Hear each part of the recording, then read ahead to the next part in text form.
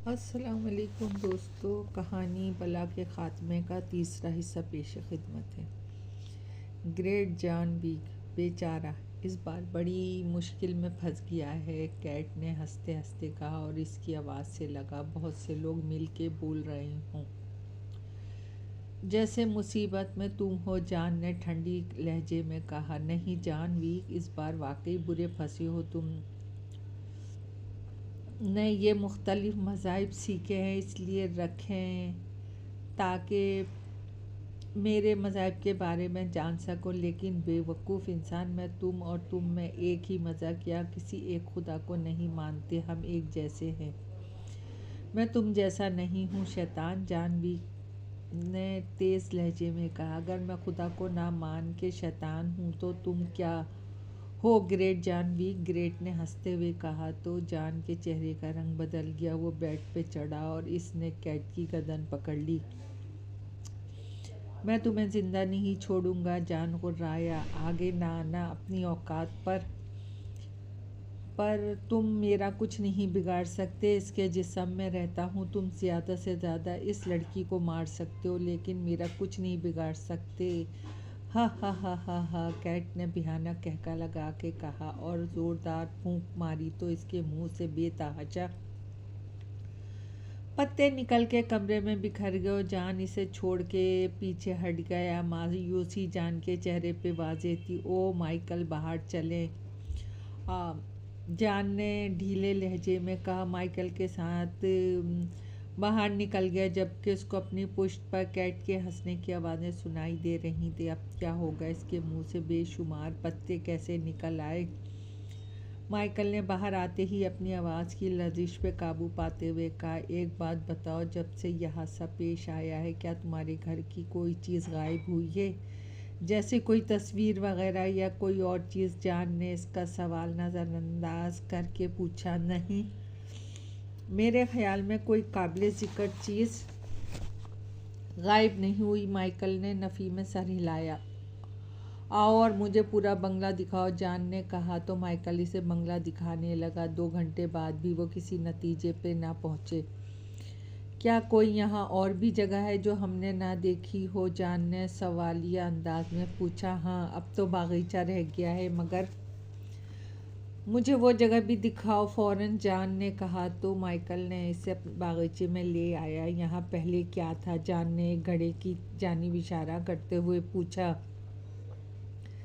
अरे यहाँ तो एक बड़ा बरगद का दरख्त था। जब से ये हादसा हुआ है इस परेशानी में यहाँ कोई नहीं आया, इसीलिए यहाँ से दरख्त गायब होने का किसी को इल्म ना हो सका। मगर इस दरख्त के गायब होने से इस हादसे का क्या ताल्लुक़ है? माइकल ने हैरान होते हुए कहा। वही हुआ जिसका डर था, जान ने धीरे से कहा। क्या हुआ? बताएं तो सही। वो बरगद का दरख्त कोई आम दरख्त नहीं, शैतानी दरख्त था। अब वो कैट के अंदर समा गया है, जान ने कहा। क्या मतलब?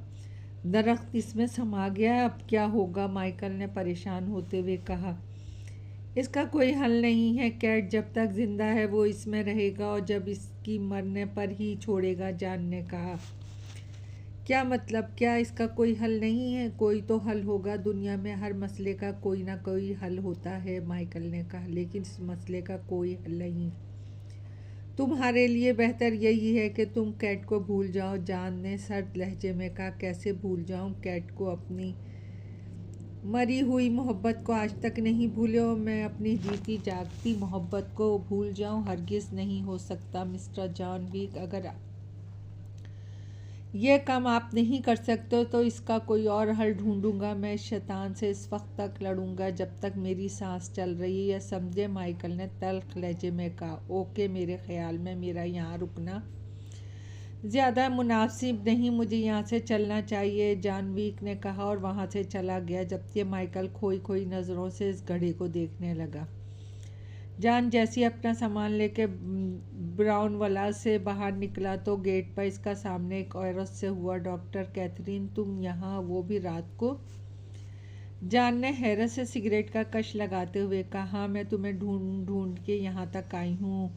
तुम फिर इन चक्करों में पड़ गए, ये जानने के बावजूद कि तुम मौत की दहलीज पे खड़े हो। तुम्हें पता भी है कि कैंसर तुम्हारे पूरे जिस्म में फैल गया है और बीमारी के इस स्टेज पे पहुंच के भी तुम संजीदा नहीं हो रहे हो। मैंने तुमसे कहा था तुम मेरे पास अस्पताल में दाखिल हो जाओ, मगर तुम मेरी बात सुनते ही कहाँ हो। और ये क्या पी रहे हो? डॉक्टर कैथरीन ने इसके हाथ से सिगरेट छीन के दूर फेंकते हुए कहा।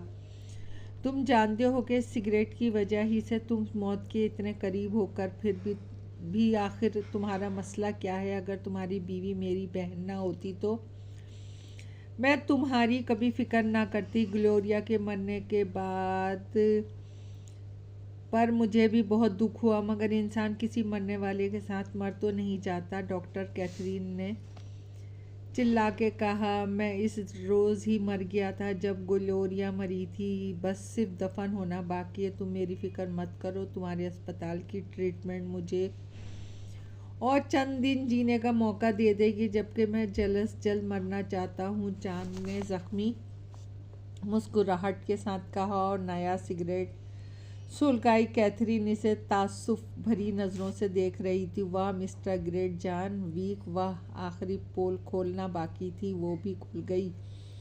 तुम्हारे निडर होने की वजह से तुम्हारा बहादुर होना नहीं है, बल्कि तुम्हारी मौत तुम्हारे इतने करीब आ चुकी है जहां बहादुरी या बुज़दिली मायने नहीं रखती। भला एक मरते हुए आदमी से किसी की ज़िंदगी की उम्मीद क्या रखना? जान की पुष्ट से आवाज़ आई तो इसने मुड़ के देखा। वो माइकल था, जिसकी आंखों से आंसू बह रहे थे। जान ने इसे एक नज़र देखा और सर झुका के वहाँ से चल पड़ा, जबकि कैथरीन और माइकल इसे जाते हुए देखते रहे। जान आहिस्ते आहिस्ते रेलवे स्टेशन की जानिब पैदल चला जा रहा था। सर्दियों के दिन थे और रात का पिछला पहर था। सड़क सुनसान थी कि अचानक जान को सीने में तकलीफ हुई। इसने गले में पड़ी ढीली टाई को और ढीला कर दिया और इसके साथ ही से ज़ोरदार अंदाज में खांसी आने लगी। वो सड़क के पर रखे एक बेंच पर बैठ गया। इसने दोनों हाथों से सर थाम लिया। इसे उल्टी आने लगी। इसने क्या की और देखा, इसे खून की उल्टी आ रही थी। शायद मेरा आखिरी वक्त आ गया, जान ने दिल ही दिल में सोचा। इसकी वीरान आंखों में और वीरानी बढ़ गई। मेरे ख्याल में आपको इसकी ज़रूरत है। किसी की आवाज़ इसके कानों पे पड़ी तो इसने देखा इसके साथ बेंच पे सफ़ेद लिबास में मलबूस एक बारिश नौजवान बैठा था। वैसे तो मैं ये किसी और के लिए लेके जा रहा था, मगर अब मुझे यूँ महसूस हो रहा है कि इस वक्त इसकी आपको ज़्यादा ज़रूरत किसी को नहीं। नौजवान ने पानी का छोटा कैन जान की जानिब बढ़ाते हुए कहा तो जान ने इसके हाथ से कैन लेके अपने मुंह से लगाया, यहाँ तक कि पानी का आखिरी कतरा भी जान के हलक से नीचे उतर गया। शुक्रिया। जान ने पानी पी के कैन वापस किया और बेंच की पुश्त टेक लगा के आंखें बंद कर ली। अगर आप बुरा ना माने तो एक बात कहूँ, नौजवान ने पुरखलूस लहजे में कहा। बोलो, जान ने बदस्तूर आंखें बंद करके कहा। मुझे लगता है कि आप भी मेरी तरह एक बंजारे हैं जो हर वक्त इधर उधर घूमते रहते हैं। इंसान का बंजारा होने की दो वजह होती है, एक इसे किसी की तलाश हो या फिर वो किसी से भाग रहा हो। अच्छा, तुम कौन सी नस्ल के बंजारे हो? जान ने बेदिली से पूछा। मुझे किसी की तलाश है, नौजवान ने मुस्कुराते हुए कहा। किसकी? जान ने लापरवाही से पूछा। खुदा की, नौजवान ने कहा तो जान के होंठों पे तंजिया मुस्कुराहट तैर गई। इसकी आंखें अभी तक बंद थीं। तो क्या फिर खुदा मिला? जान ने तंजिया अंदाज में पूछा। हाँ, इस वक्त मेरे सामने ही तो है, नौजवान ने मुस्कुरा के कहा तो जान ने हैरत से आंखें खोल के इसे देखते हुए कहा, कहाँ हैं आपके पुरसुकून चेहरे पर? और जब मैंने किसी दुखी इंसान की मदद की है, इस पर खुश चेहरे में मुझे खुदा दिखाई देता है। नौजवान ने कहा, क्या मतलब? मैं समझा नहीं। खुदा?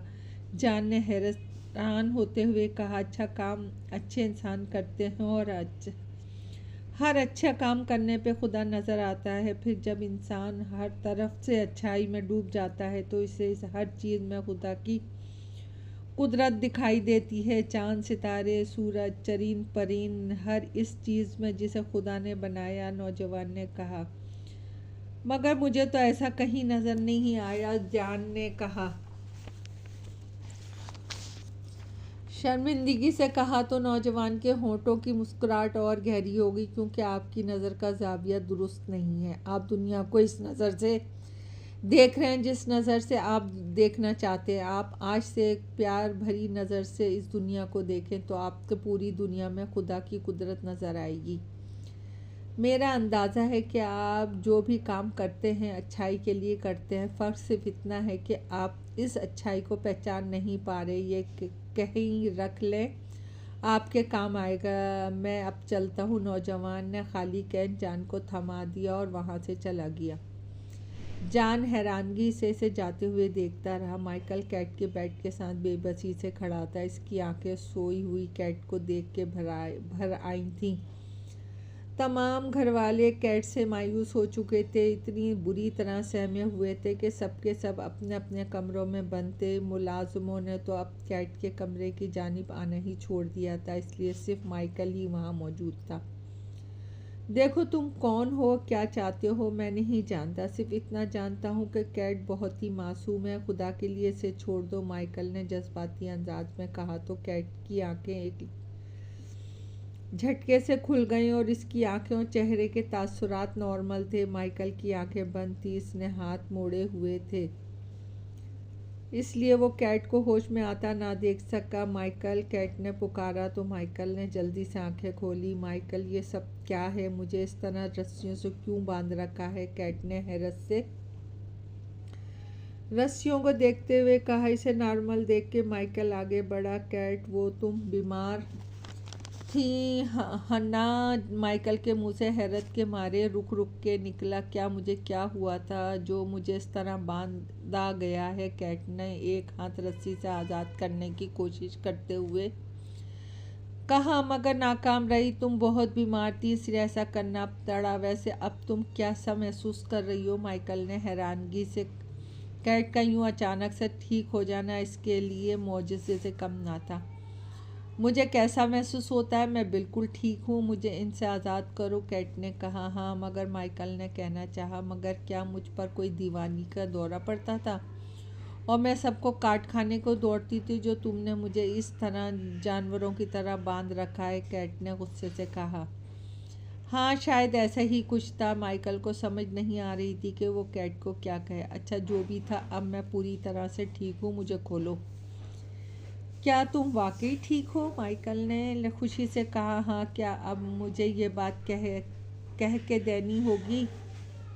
कैट ने गुस्से से कहा। ओके, तुम नाराज़ ना हो, मैं अभी खोलता हूँ, माइकल ने जल्दी से कहा और रस्सियाँ खोलने लगा। कैट के होंठों पे भयानक मुस्कुराहट तैरने लगी। इधर नौजवान को गए कुछ ही देर हुई थी कि जान को यकदम अपना जिस्म तवाना महसूस होने लगा। इसे लगा जैसे इसमें बिजलियां दौड़ने लगी हों। जो दर्द इसे 2 सालों से मुसलसल अपने सीने में महसूस हो रहा था, वो दर्द भी गायब हो चुका था। कहीं ये इस पानी का कमाल तो नहीं? जान ने खाली कैन को देखा और सोचा, फिर एक झटके से उठ खड़ा हुआ। अगर ये बात है तो मुझे ये पानी और भी पीना चाहिए। मगर वो नौजवान गया कहाँ? जान ने सोचा और इस जानिब चल पड़ा जहाँ नौजवान गया था। थोड़ी दूर चलने के बाद इसको एक इस्लामिक सेंटर नज़र आया। वो नौजवान हुलिये से मुसलमान दिखाई दे रहा था। शायद इस सेंटर में आता जाता हो, मुझे इनसे पूछना चाहिए, जान ने सोचा और दरवाजे पे लगी कॉल बेल बजा दी। तो थोड़ी देर बाद एक बारिश बूढ़ा बाहर निकला। इसके सर और दाढ़ी के बाल बिल्कुल सफ़ेद थे। जी फरमाइए, मैं आपकी क्या मदद कर सकता हूँ? बूढ़े ने शफकत भरे लहजे में कहा। दरअसल मुझे ख़ास पानी की तलाश है, एक नौजवान ने मुझे दिया था, इससे मेरी तबीयत काफ़ी बेहतर हो गई है। क्या मुझे वैसा ही पानी मिल सकता है? जान ने बूढ़े को कैन दिखाते हुए कहा तो बूढ़े के होंठों पर कैन को देख के मुस्कुराहट आ गई। आओ बेटा, अंदर आ जाओ, बूढ़े ने शफकत भरे लहजे में कहा तो जान सर झुका के इसके साथ अंदर दाखिल हो गया। दोस्तों, कहानी अभी जारी है। पसंद आए तो लाइक और सब्सक्राइब कीजिएगा। आपकी दुआओं की तलबगार।